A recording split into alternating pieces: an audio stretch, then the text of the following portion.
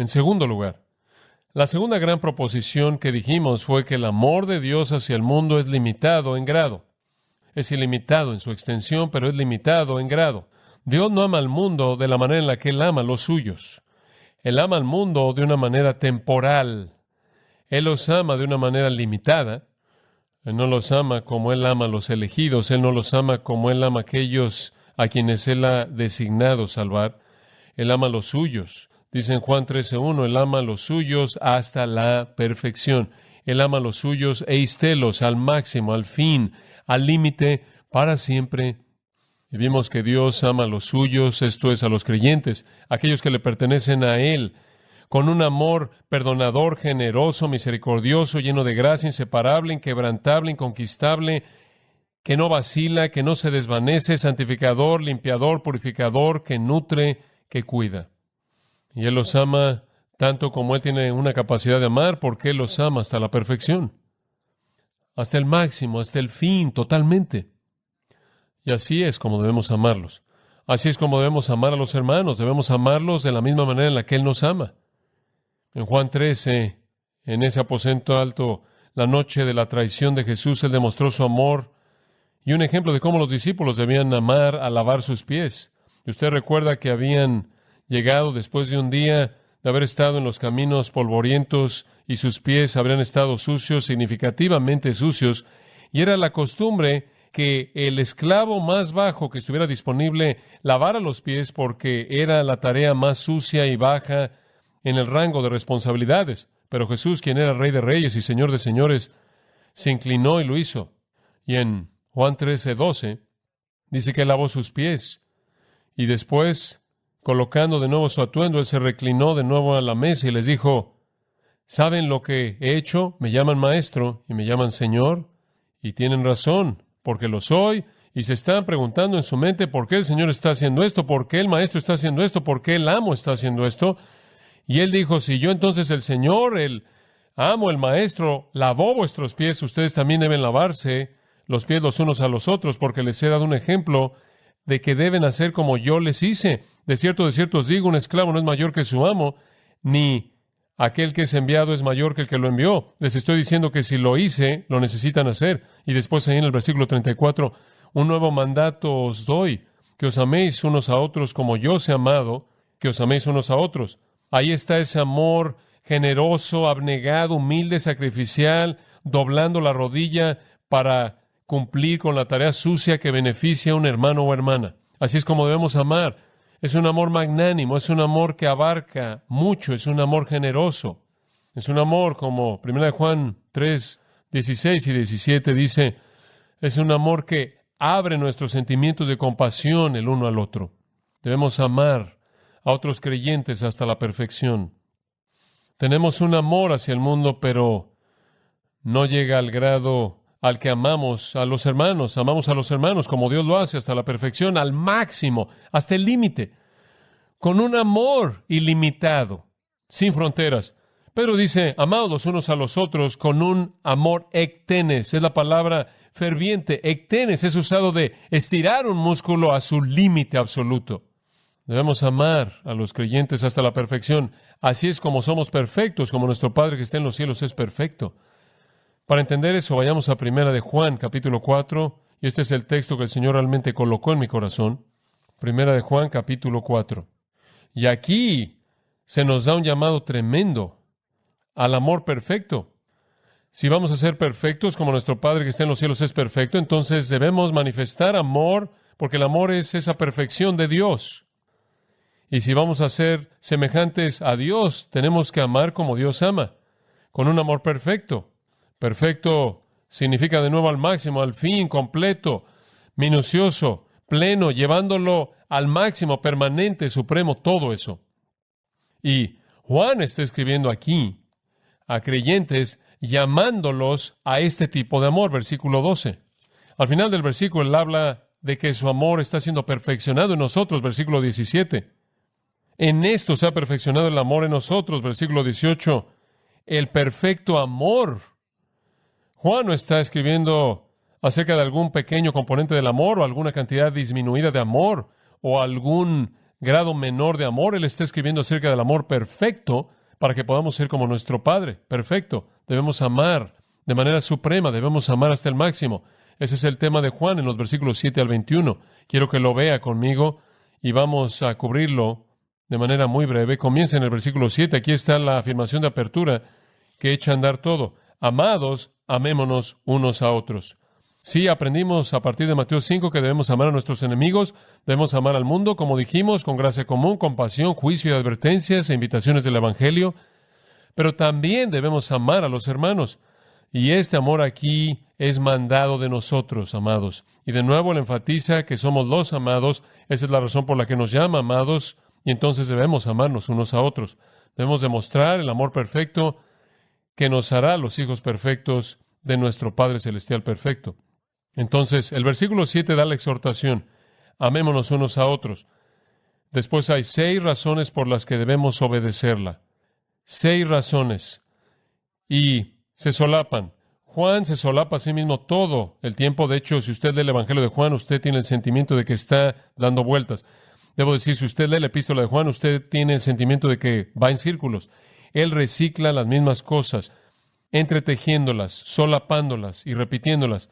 Pero usted ve aquí 6 razones por las que el creyente manifiesta amor que se sacrifica a sí mismo como el amor de su Padre hacia él. Razón número 1, porque el amor es la esencia de Dios. Porque el amor es la esencia de Dios. En otras palabras, si vamos a decir que somos los hijos de Dios, como Efesios 5 lo dice, entonces más vale que andemos en amor, porque esa es la naturaleza de Dios.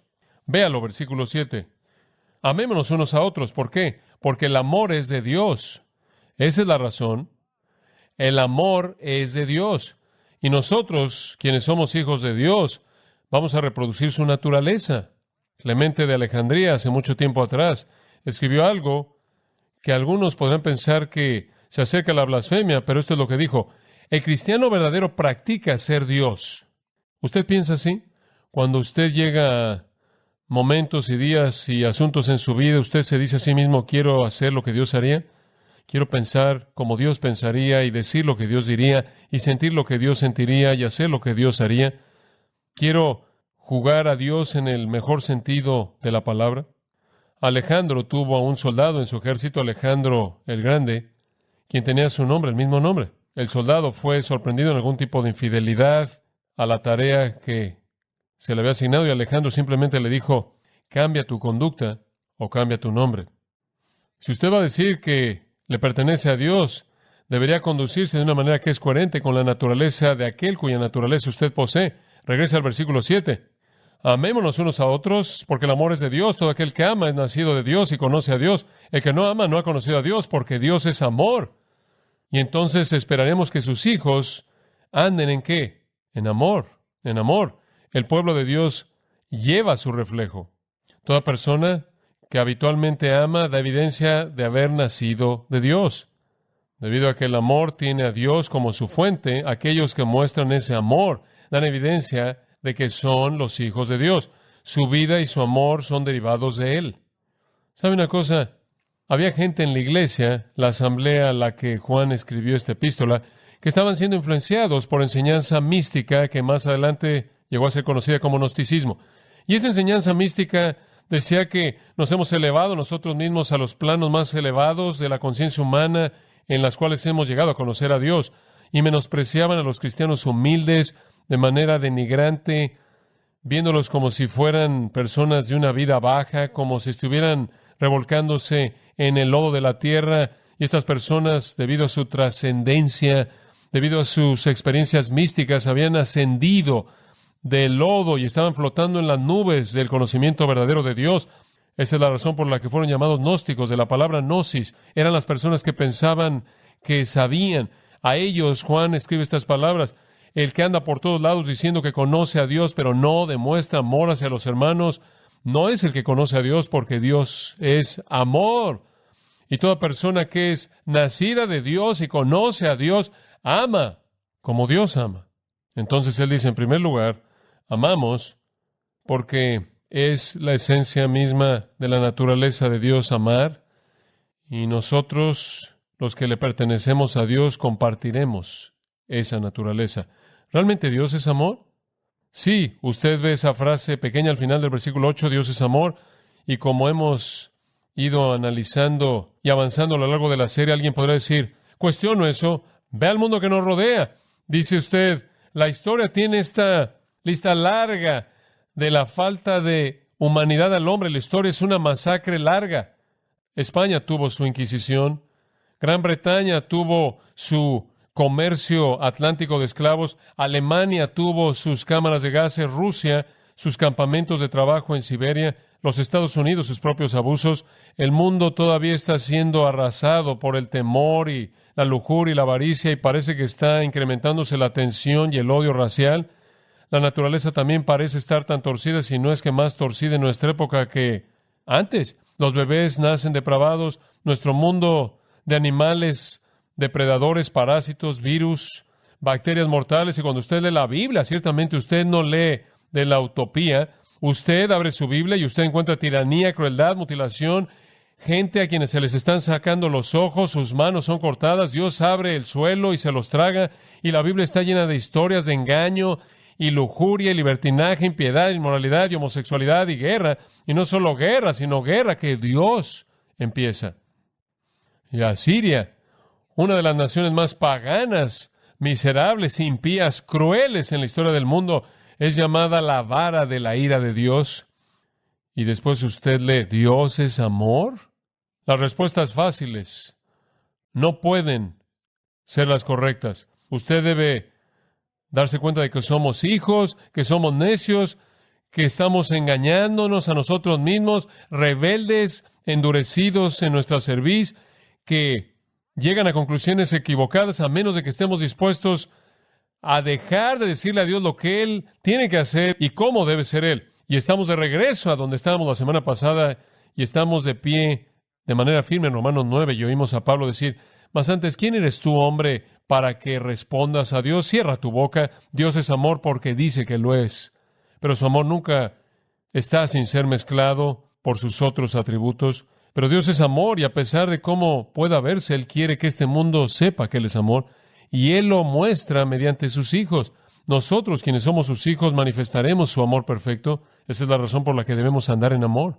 Entonces nosotros somos los descendientes de Dios y su esencia es amor, entonces amémonos unos a otros. En segundo lugar, debemos tener amor perfecto los unos a los otros porque el amor fue manifestado por Cristo.